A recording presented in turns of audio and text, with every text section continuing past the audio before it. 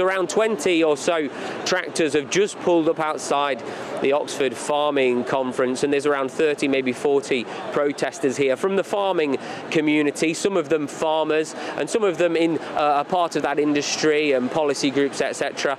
And they're all here today ultimately to make sure that the conversation here at the Farming Conference and the spectre that hangs over the Environment Secretary Steve Reed's head is about inheritance tax. We heard in the budget, along with other things that farmers don't agree with, in national insurance, that inheritance tax and the relief of £1 million isn't going to be good enough for farmers to maintain some of their family farms. One of those family farmers is George Brown, who farms in Newbury. Just describe for me your type of farm and how a farming tax on inheritance might affect you and your family.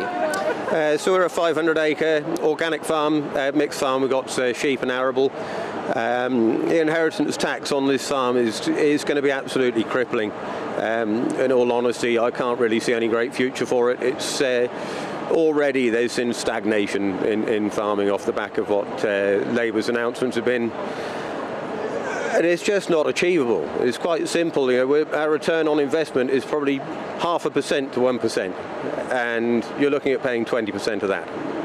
Isn't the relief of £1 million helpful for farmers? Is that not going to help you on your way to maintaining a farm? No, it's not. It's nowhere near. I mean, farmland is an inflated value for what agriculture can actually ever produce off it. £1 million is a drop in the ocean, in all honesty, and it's rather offensive that they feel, Labour government feels like this is protecting family farms. They claim that it's protecting family farms, but £1 million.